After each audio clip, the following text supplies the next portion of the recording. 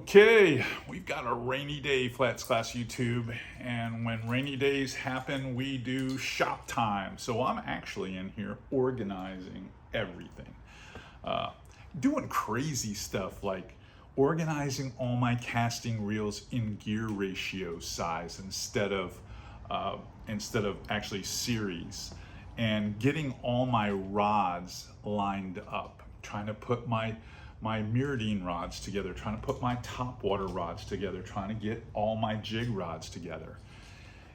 And it also gives me time to reflect on some of the videos we've done in the past.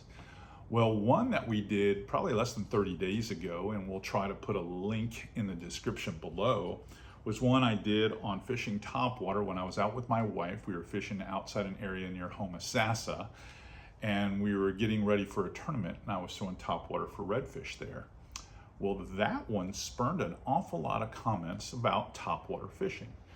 Now, right now, we're about mid-November, a week or so away from Thanksgiving, and the topwater bite is at its crescendo, if you will, with a lot of the artificial guys. I'm talking to the guys that like to be in kayaks and wade fish, and some of the ones in the smaller skiffs and center consoles. So we're going to talk about some big topwaters, some smaller topwaters, and honestly, the rods, the reels, the line, and even the leader that you're going to need to actually do a good job as a topwater angler. So let's begin.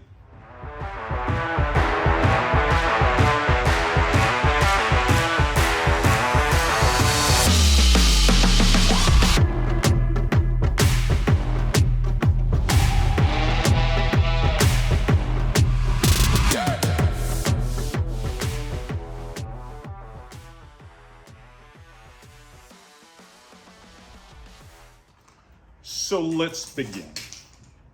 When it comes to throwing surface walkers, poppers, things like that, there's a lot of choices, a ton of choices, as you can see in my BUZBE box.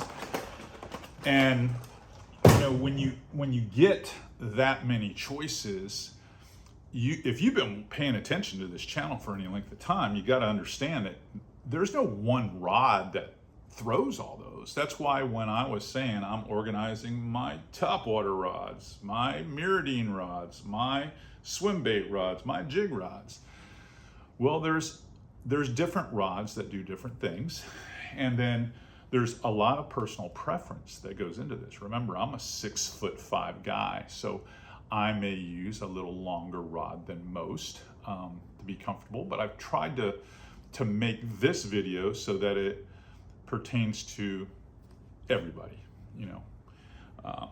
So let's start off with some of the smaller topwater plugs. So I'm going to talk about the Mirror Mullet, the Mirror Mullet XL, the Top Pup, the Sheep Pup. Here's a Top Pup right here. Check that out. Now that's a size that many of us throw, especially if you live in a pressured area. Now for me, I'm throwing this mostly on a 7-foot. This is a medium heavy, but moderate fast, if you will, spinning rod. And it's light, it does a good job. It's not gonna wear me out. I've got it packed with 10-pound diamond braid. And I have a short section, and when I say short, under 18 inches, 16 to 18 inches, so I can make a change or two, of 40-pound, let me bend down here and get it, 40-pound, this is 40-pound Diamond Illusion. This is a great high-end fluoro. It's hard to find right now, but it's getting easier all the time, trust me. So, using fluoro, I know a lot of you are like, well, why wouldn't you use mono? And you can. You can definitely use mono because it's a short section. These are aggressive fish. I know a lot of folks on topwater that they're not even going to use leader material. I just do it because I want a stiff material where those hooks don't want to tend to want to lay over that leader. This is a reel, a 3000 XG. that picks up probably close to 37, I'm guessing. I'm gonna look on the box, but about 37 inches per handle turn. It's a 6.4 to 1 for those gear ratio tackle nerds out there. But every manufacturer has different spool, diameters, so I'm not gonna focus too hard on the gear ratio. That pertains more to the casting gear guy rather than the spinning reel guy. The spinning reel guy should be interested in turns per inch.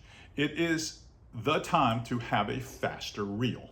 So having an XG versus maybe one of the HGs in the Shimano series, this is going to be a better choice. Now, for me, this rod throws everything basically well between maybe 3/16 all the way up to close to 3/4. After 3/4, this rod's taxed a little bit too much. But it's the perfect rod overall at 7 feet long. Now, many of you may want to throw a 6'9", a 6'10", because maybe you're a little shorter physically and you like working the rod tip down if you're in a skiff and you're lower to the water. It doesn't matter so much if you're in a center console where the deck is a little higher, or if you're working it up because you're in a kayak or wade fishing. But in a skiff, you may want that downward motion. But that 7 foot length will give you greater casting distance. But this rod is the right action, being that it's moderate fast when a trout or a redfish, or if you live in South Florida, even a snook comes up and pounds it. If he comes up there and smashes, just crushes that plug, because the reel's fast enough, you can get tight to him quick. Once you feel that rod load up, then you can come tight on him. And then you have the forgiveness of more of that moderate fast to fast action, which means it bends a little deeper in the blank down here. So this one probably 30% down into the blank, it's bending. And that give, if you will allow you to seat the hooks properly and still have a good fighting tool to whip that fish. So that's what I suggest for spinning gear. Now, what if you want to throw something big and heavy? This is where it really pays off to be a versatile angler and start learning how to make some of your lures work better for you with casting gear. So we're going to address that one next. That last rod was a Fitzgerald rod. It's the Aquafin series. It's 7 foot, medium heavy, moderate fast to fast. They have some other blanks that I really like for topwater fishing in their Versa series. You can look for something similar in that series that I think you'd really like for topwater fishing, especially in those small to medium sized topwaters. But let's just say you want to throw the big dogs, the new Duke dog, the Top Dog Junior, and even the full size, Top Dog. These are bigger plugs. They cast farther. You're out to catch bigger fish. This is something I'm swinging out there at the end of the jetty. This is something where I see big Jack Crevalle boiling on the surface. I'm not gonna throw that spinning rod. I'm gonna throw a meat stick. Now for me, I can really air this rod out. This is one of my favorite rods. This is in the Fitzgerald all-purpose lineup. And this is a 7'3". This is a medium heavy, and it's a fast, but it bends, I'm gonna say 25, probably about 25% down into the blank. So I feel like I get good hook setting power, and I also get some excellent opportunities to get good, strong hook sets in big fish. So when I go out to Louisiana, this would be one of the rods that I would take to catch those bull reds. But mostly I like the 7'3". I know a lot of guys favor 7'4" and even 7.5 foot rods to cast these big plugs. But I like the big plug when it comes to casting distance. It's nothing for me to air this thing out.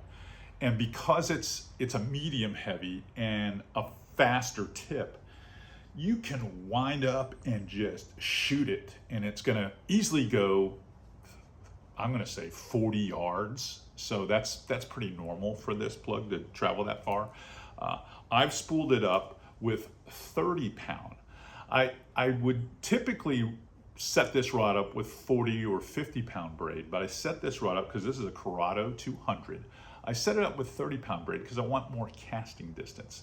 Now it's 30 pound diamond, and I've got 40 pound, again, I've got that Illusion fluoro and another short section. And to demonstrate more about why it has to be short is I want a belly, not a big belly in the line like that. I just want it to be short, where when you're walking the dog, you have that stiffness that you need so that front hook can't reach over and grab that leader material if it was too soft, yet you have enough of it, or not too much of it, I should say, where it would dampen and bring the nose down where it wouldn't want to walk easy. These baits walk extremely well. I mean, and Mirrolure has done a good job with giving you a variety of frequencies within their walking bait lineup, that, especially that new Duke dog, that gives you an opportunity to really catch some nice fish. So this is a very fast gear ratio, to get back to that lines per inch. Where I said earlier, it's more about the lines, the turn, or how much you take up per inch on that spinner. On this, it is about the gear ratio. Now, if you look here, you'll see that says 8.5. That's a fast, kind of a burner reel. And it picks up about 36 inches per handle turn. So very similar to what that spinning reel picks up. If I drop down to like 7.2 or 6.8, I can't catch up to that fish. Remember, when they come up and crush it, especially if it's a jack, comes up and crushes it, and he's running all of a sudden, and you can't catch up to him because you're only picking up 27 or 28 inches per handle turn. 36 inches per handle turn gives you a big advantage. So you want a much faster reel for your topwater setups. And like I said, if you really want to be able to throw these big baits, can you throw them, these big topwaters, on a spinning rod? You could, but good Lord, it's going to be so heavy. You're going to move up to a bigger reel and a heavier action rod. It's just going to weigh a lot. This is very comparable to what I'm throwing on that spinning rod. Feels good, and for me, it's the perfect 1-2 punch, if you will, when it comes to the topwater baits. Now I'm going to break down these reels real quick and give you a little insight into them right now. Let me just get this hooked up and show you that stuff. Show you what's important. All right, here's two typical high quality reels with great reputations that come from Shimano. Now, let's start with the Stratic. This is the new Stratic FM. Here's some of the specs. You can see that is a 6.4 gear ratio, and it picks up about 37 inches per handle turn. That's about where you want to be for topwater. It really is. That gives you plenty of speed. If you were to throw, and you got to take this with a grain of salt, folks. If you're using a Daiwa, if you're using, a 13 fishing reel, whatever, so many of them vary in spool size. It's hard to say what they pick up, but 37 is a good rule. So pay attention to that on your reel boxes. And if you're like most people, they unpack, they unbox their reel, they put it on their rod, and they throw this away. At least get a catalog card and put it somewhere in the shop where you have a box and you kind of know this, so that you can break your stuff out. I kind of geek out over all this stuff. This particular reel, because this is the latest one, this is the latest iteration of the Stratic. This is the FM. It weighs about 8 ounces, 7.9. And as far as drag, it offers 20 pound of drag. that can be important at times, but typically you set your drag at maybe 25% or 30% of that, so max. And sometimes I don't even do that. But 6.4, so there you can get a good comparison when I pick up. Now on the bigger rods for me, I grew up throwing these Corrados. I grew up throwing the old green one, and I've got tons of Corrados in here. Now back in the day, I've got a bunch of Daiwas in here as well. But the Corrados for me have always been a great workhorse. Now I'm looking at this one. It is the 8.5 to 1. I'll show you some of the specs there. Okay, I don't know if you see them. It might be a little fuzzy. Set the camera on a new setting. But it offers only 11 pounds of drag. But again, I'm using a lot of thumb when I'm using casting reels. It weighs 7.8 ounces for that 200 size Corrado. So very similar, a little lighter than the spinning reel. And then it picks up 36 inches of line. So basically, those are why I use those two rods as topwater rods. Now, you draw your own conclusions, because I get a lot of comments about, well, you speak so brand specific about, you know, the actual lures, the actual rods, the actual reels. It doesn't take you any time at all to correlate this stuff into your own gear. You know, whether you're loyal to Penn or loyal to Quantum Zebco or Daiwa or Shimano, it doesn't matter.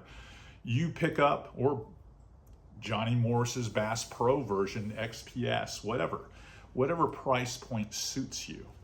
But I'm telling you what I like, what I enjoy, what I found that has worked fantastic for me for topwater fishing.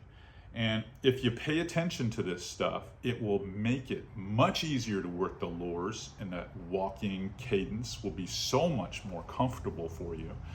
And then you'll be able to execute the hook sight and the hook set and the actual catch much easier when you're using the right equipment. How many times have we talked about rod to lure balance? And this is just one of the things that epitomizes it when it comes to topwater fishing. All right, you've heard me preach enough today. Hopefully you're enjoying some of these tutorials that we put on, especially on these rainy days. And you'll subscribe, and you'll tell your friends, you'll comment, you'll share this, and you'll give us that big thumbs up, which helps us trend. We're working toward a goal of getting to 50,000 subscribers by the end of 2024. And I can't do that without all of you in my classroom, whether that classroom is out in the field on the skiffs out there, or right here in my shop or inside the studio. That's all I got for you today. I appreciate your time. Catch you on the next FlatsClass YouTube video.